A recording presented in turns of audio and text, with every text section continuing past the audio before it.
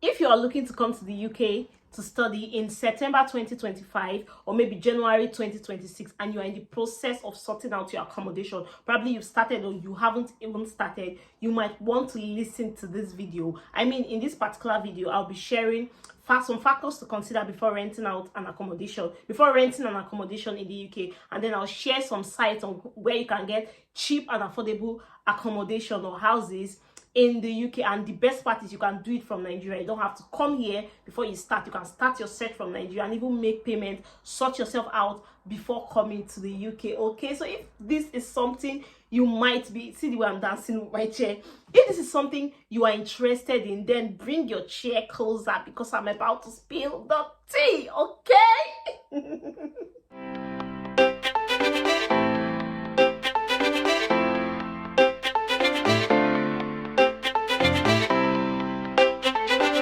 So, first things first, you know that trend on TikTok. First things first, before you even talk of let me pack my bag, before you buy your box to come to the UK, before you think of booking that flight, sort out your accommodation. I know I'm saying this because I always make a joke about the fact that, oh, there's under bridge in Nigeria, but there's no under bridge in the UK, and I'm not even kidding.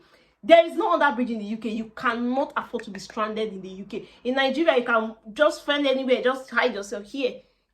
If code will not kill you, police will catch you. If police will not catch you, they're going to deport you. You get, so basically there is no room to being stranded. There's no room for being stranded in the UK. Sort out your accommodation away from Nigeria. If you don't have a friend that you're certain 100% that they will accommodate you in the UK, if you don't have a relative that you're certain that will accommodate you for a given period of time, my sister, my brother, abort mission, sort out your accommodation before coming. And this is the most important thing you should know about accommodation in the UK. Now that I have let that out of the bag, or now that I have cleared the air on that, let us go to some factors you should consider before renting your house, or basically the process of renting a place, whatever in the UK. If you're coming as an international student, or basically just not a student, skilled worker, this works for everybody. Okay, the policy, the standard is clear. It's still the same standard. Anyway, so the first thing you should consider is this. Take a deep breath. Yes, this is very important. Don't be in a hurry. This is like another important tip, okay? Take a deep breath. Don't be in a hurry. The reason I said don't be in a hurry is that there are a lot of houses for rent. There are a lot of rooms for rent with different conditions, with different prices, different locations. In fact, it's so possible to find a house that you feel is perfect for £450 a month, for instance, and then you see another one that is £350. That is way better than the one you saw for £450. Okay, that is why it is important to take a pause, take a deep breath before you start. Breathe in and out. Don't be in a hurry. Yes, you might be running behind schedule, but then still take your time to look for houses. Scan one side, scan the other side, weigh your options before you finally settle for a particular house. This is very important because especially if you're coming as a student, you want to maximize profit. You want to ensure that you're not just wasting money. Okay, so take a deep breath. Now that you have taken a deep breath, kindly go to these sites. I'll mention the sites later on in this video. Kindly go to these sites and take your time to find the house that is perfect for you. The second thing is to have a budget. I mean, even the Bible says before you do anything, you have to count the cost. Something like that. Basically, you have a budget. I want to spend £400 on my house on rent monthly. I want to spend £350. I want to spend £500, depending on what you can afford. Okay, so your budget now determines how you search for the houses you now search for. Good thing, most of these sites allow you to filter your search. For instance, you can say I'm looking for houses between £350 to £400. So they will give you a short list of houses within that budget. So usually you have a budget and you search within your budget. Okay, so the UK is arranged in such a way that you can get something at least reasonably from like £350, depending on your city, £350 per month for a shared apartment. You can get something like that, up to 400. You might also want to consider under your budget. So if you are strapped for budget, if you have limited funds, you might also want to consider getting a roommate. I know that this is like uncomfortable for most people. Like, imagine sharing one room with someone, and then you're sharing the toilet with like the whole house, you're sharing the kitchen with the whole house. It's quite uncomfortable. But what do you do when you have limited funds, and then probably you need to complete your school fees, you need to save up to complete your school fees? At this point, you don't really have so much of a choice. So it's also possible that you can get a roommate even with your 350 budget, so both of you can still share the thing, depending on how small or how large the house is. You guys can just, you know, basically just manage. Okay, so having a roommate is not necessarily a bad idea. You can also consider that, just to save, you know, some costs. Another factor to consider, which is a very important factor, is the location. It's one thing to have an affordable house, it's one thing to have a cheap house, and it's another thing for that house to be close to school and your work. Now, I would want to say that, not categorically, but I would want to say that most times you don't have a choice as to where the distance between your house and your workplace, because most times you've already rented a house before you saw a job, and then most likely the job may even be outside your city. At that point, you don't have a choice, because I mean, like, anywhere you see job, that's basically where you would work. So most times from your house to your job is usually really far. So it's only after you have gotten the job and certain that, oh, I have this job now, I can now relocate, you can now relocate. But basically, I like to want my houses to be really close to school, because with school you could have morning classes, you could have impromptu classes, you could have meetings, you know, basically. So but with school, consider your location. At least your house should be not too far from the school. So location is important, because aside the school, you also need your house to be really close to amenities like stores, because if you live in a place where your house is really secluded from store, it means that when you buy stuff, you most likely want to use an Uber, because you can't walk, or probably use a bus, because your bus stop from your bus stop to your house is quite a distance. So consider location is very important, because if you live really close to school, it means that while you are going to school, most likely you would walk. So if it's like a 20-minute walk, it's like a 30-minute walk, you can consider it on some days and then save some money. But then if you live really far, it means that you compulsorily have to use a bus or an Uber or whatever, a train, whatever, and then you have to spend more money. Okay, so the importance of having your house close to work or close to school is the fact that on some days when you don't feel like spending money, you can just walk. But when your house is really far, you see that if it's bus you're using, that 2.5 pounds, or day tickets you buy, if you accumulate all of those small £6, you can use it to get something else. You can use it to basically do something else, channel that money into something else. So location is really important. Your house has to be close to amenities, has to be close to stores, parks, basically just centralized. When I mean close, I don't mean 5 minutes walk or 10 minutes walk. It can be like my house is 26 minutes walk to school, which is reasonable, because before you put on your headset and you're listening to music, before 3, 4, 5 music finish playing, you're already in school. Okay, but if you are 1 hour away, not like you can't walk for 1 hour, you can, no, but definitely you don't have the strength to do that every day or do that too often. So let's go to another factor you should consider. Another thing to consider is other factors like the race of your occupants, parking space, if the house is bills inclusive. This also falls within your budget, because most houses will say, oh, it's 350 per month, and then you realize that it is not bills inclusive. This means you have to pay for electricity, you have to pay for water, you have to pay for council tax. Also check out factors like if smoking is allowed. For people who smoke, they want to live in a house where they allow smoking inside the house. So if you don't smoke, you might also want to consider houses where they say, oh, they can allow smoking, which means the fact that you know smoke is not a problem, but your roommates or flatmates will be smoking, and it also would disturb you. So you might also want to consider the fact that is smoking allowed in this house. If they say yes and you are not a smoker, maybe you would want to avoid the house. You also want to consider parking space for those people who have cars. So some houses don't have parking space. That's, you just rent the house and then you go probably a mile. Some people really go a distance to park their cars. Okay, also consider parking space. And then the race of your, okay, I've said that, the race of your occupants. So this is not a general rule, but most times people want to live with people who are from the same race as them.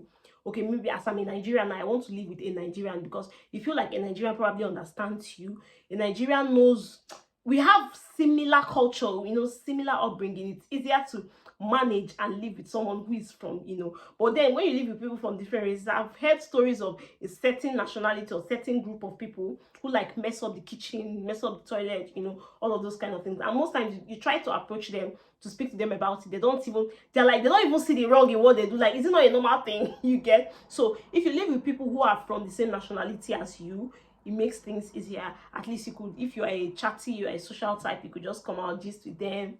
That's if you want. But that is also for me a very valid consideration. So in my house, for instance, well, I have people from different races, but they are quite, understandable. They are, they are just good. They are good, okay? And I also have a Nigerian. Yeah. So we are 2 Nigerians and then 3 people from different nationalities in my house.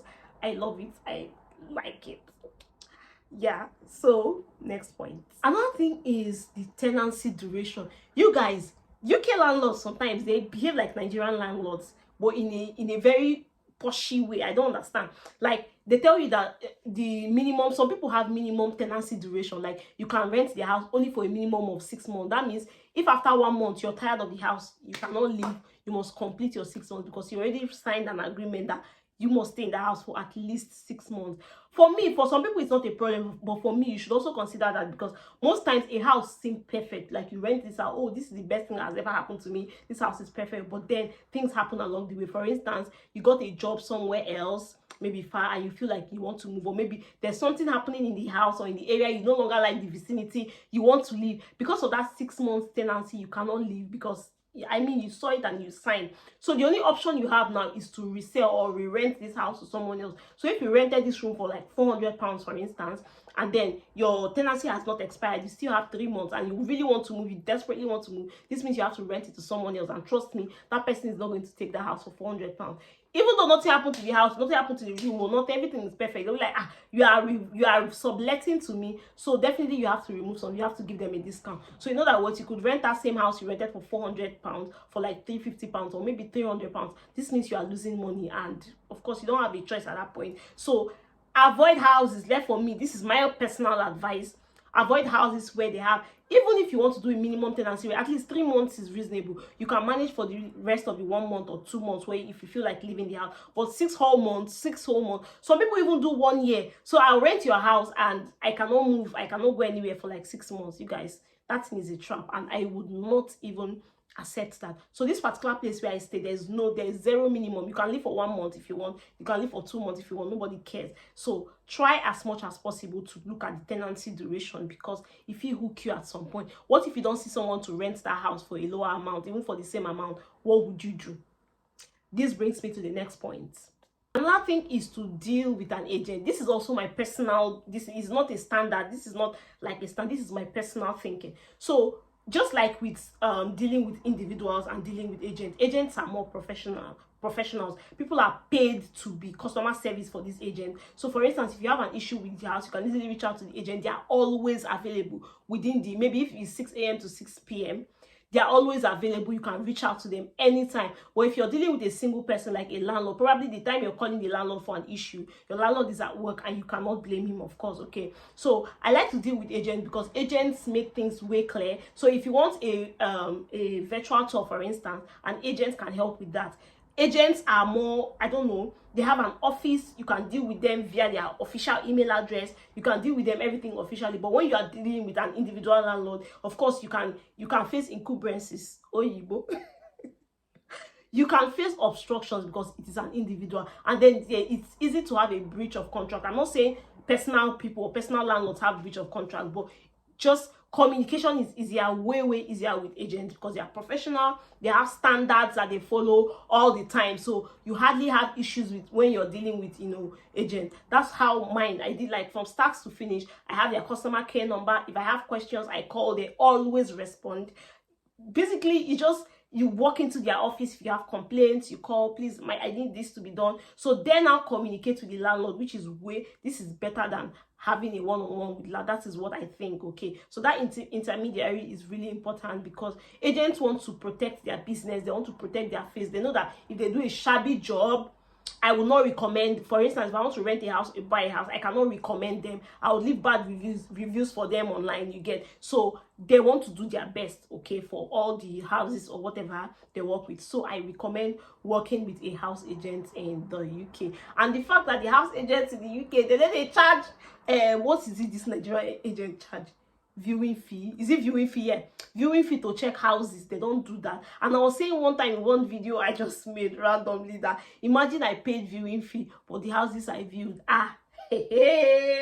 Maybe they'll say £5 to view or £10. Your money will finish. Okay, so the agents here are very professional. I give it up to them. Okay, I give it up for them, whatever. So the next thing, another thing to consider is guarantor. This thing is actually a new development because I gave a hint of what my eyes saw while I was looking for a guarantor for this house. So most houses now, I don't know why they try to change the pattern, but before now, a lot of people that rented house say they don't ask for guarantor, but now it's now a thing.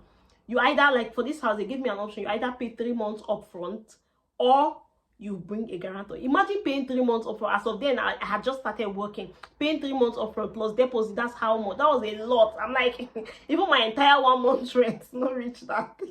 So they always ask for guarantor, and it is tricky here because, you know, like with every guarantor, when you don't pay your rent, when you cannot afford to pay your rent, they go to hold that guarantor. Like you shorted this person, you vouch for this person, so this person is unable to pay their rent, so you have to pay the rent. Okay, so it's really tricky there. If you come to the UK as a newcomer to the UK, I did not know a lot of people. The only person I knew that I was certain that was going to be my guarantor, he flopped. Like, he just pulled out last minute, so I was just running helter-skelter looking for a guarantor. So it's really tricky. Most houses would ask for a guarantor. You also have to look out for that on the sites because they tell you deposit. Some will say you don't have to make any deposit. Some will say you must bring a guarantor. So I don't know. I wish you good luck. If you have a friend, a relative, anybody who owns a house and trusts you well enough to be your guarantor, congratulations. If you don't, you might want to look for houses where they do not ask for guarantor. Or probably if you can afford to pay 3 months upfront, good for you. But I don't know how many new students can do that. Yeah, so basically, but like I said, not all houses ask for guarantor. Just be sure that you are applying to houses that do not ask for guarantor, then you'll be fine. Probably they'll ask for deposit but no guarantor. Yeah, so this brings me to my last and final and most important, where to find houses. So the UK is not like Nigeria where you search for houses like offline. Here you can search for houses online from the comfort of your home. Even in Nigeria, way back in Nigeria, stay in Nigeria, look for your house, make payments, so that as you are leaving the airport, as you're coming down from the aeroplane, entering the bus or Uber, whatever it is carrying you, you're going straight to the house you already paid for. Okay, so there are popular sites where you can find houses in the UK. The number one site is Spare Rooms. Spare Room is like the Oga Pata Pata. So let me just list out all the sites and then tell you a few things about them. So you have Spare Room, you have onthemarket.com. I'll include the link to these sites in the description box, each of them, so that you can check them. So you have Spare Room, you have On The Market, you have Rentic, you have Rightmove, you have uni homes, student cribs. There's so much of a lot of them. Now these sites operate in a similar way, in the sense that they ask you input the city where you are in. So I would input Leeds, for instance, and then they'll ask you your budget. So you can put £350 to £450 or £450 to £500, depending on what you want. They'll also ask you the type of house you're looking for. Are you looking for a shared apartment? Are you looking for a 1-bedroom flat? Are you looking for a 2-bedroom flat? You just put in all these details. Then the city, of course, I mentioned that. So you mention the city. Sometimes you can even add postcode. Maybe you are looking for a house in a certain vicinity, in a particular vicinity. You can also include the name of the vicinity or the postcode of that vicinity. So it gives you a short list of the houses, and then most of these houses, all of the houses have pictures, and some also have videos. So you see pictures of the room, pictures of the toilet, pictures of the kitchen. If this is something you are interested in and something you want, then you can go ahead. So the good thing about these sites is that basically everything you need to know about the house is there. So they'll tell you if there's parking space, if you need to pay deposit, if you just basically everything. So the only difference is that you are not seeing this house physically, and then the best part of it is that you can do a virtual tour. That's why I said you can work with agents. When you work with agents, these people have a lot of other options open to you. So you are in Nigeria, you are not in the UK, and then you have seen the pictures and you're like, I like this house, but then I can't come to the UK today to check it out, but I want a virtual tour, TOUR. I don't know the pronunciation anyways, but the agents can take you on a virtual tour to the house, do videos, like live videos. You are seeing everything. So if after the virtual tour and you are still satisfied with the house, then you can go ahead and pay and make everything, you know, clear. Good thing again is that their addresses, their emails, their phone numbers are on the site. So for some sites like Spare Room, you might need to pay, you might need to do like a subscription for it to contact certain agent, but no, it doesn't work for all agents. So for some agents and some houses advertised that are free to contact, you can always contact them. Then the ones that they ask you to subscribe, you can charge us if you want to, if you have the extra money to subscribe, so you can contact those agents, fine. But if you don't, just check out other houses that are free to contact. So all of these sites, for instance, I got my house on the market. I noticed that on the market has cheaper houses. Maybe it's just me, but I saw a lot of cheaper houses on the market compared to Spare Room. But with Spare Room is more diverse. Spare Room is more popular in the UK, and I'll tell you why. Now with Spare Room, you see different people. It's just not agents advertising houses or landlords advertising houses. With Spare Room, you see people who maybe they are living Leeds, for instance, they are living the city and their tenancy is still reading, and they just want to rent out their house for like 2 months or 3 months or 1 month even, okay? So you see people who are looking for roommates. Maybe you have a low budget and you cannot afford to rent one full room alone. You see people who already have a room, who have already rented a room and are looking for roommates. That all those things you will see on Spare Room, you probably would, in fact, you would not see them on other sites. Please correct me if I'm wrong. I'm not certain. I haven't seen. I just see landlords and agents advertise for houses on other sites. But with Spare Room, you see different people. So if you are looking for a roommate, Spare Room is where to go. If you're looking for a place to rent for just 1 month or 2 weeks or 3 weeks, maybe you're coming to the UK and you need to see the houses, you're not satisfied with virtual tours, you want to see it by yourself, but then you're looking for a place you can just stay for 1 month while you sort out your main accommodation, you will find that on Spare Room. If you're also looking for basically different types of arrangements anyways, but all of these sites, like I said, you can contact. If you see a house you like, you can contact the agent. If it's possible, you can pay your holding deposit, and if you do a virtual tour and you are still satisfied, you can pay your money, sort yourself out, and then move in directly from the airport to the house. Okay, so this is basically everything I think you should know about renting accommodation. Let me say it again. I've said it before. Try to sort out your accommodation before coming to the UK. If you don't have a relative, you don't have a friend that would accommodate you, don't say I'll come here and then I'll sort it out. No, it go hook you. So try to sort out your accommodation, and basically this is what I have to say in this video. If there's anything you need to know about coming to the UK, or maybe sorting out your accommodation, about questions about your visa, questions about your proof of funds, yeah, like I always say, I'm on recent I recently did all those things, and all those ideas are still fresh in my head. You could ask and I could make a video about them, or probably respond to your inquiries, okay? So this is what you need to know if you are still trying to sort out your accommodation. I hope you find this video useful. Please share to your friends if possible, and of course try to like this video. I'm supposed to say this earlier, so I understand that you don't have a comment to make. Maybe you don't have a comment to make, but try as much as possible to like this video, because it helps the algorithm push this video to other people who might need it. Thank you once again for watching this video, and I'll see you in the next one. Toodles.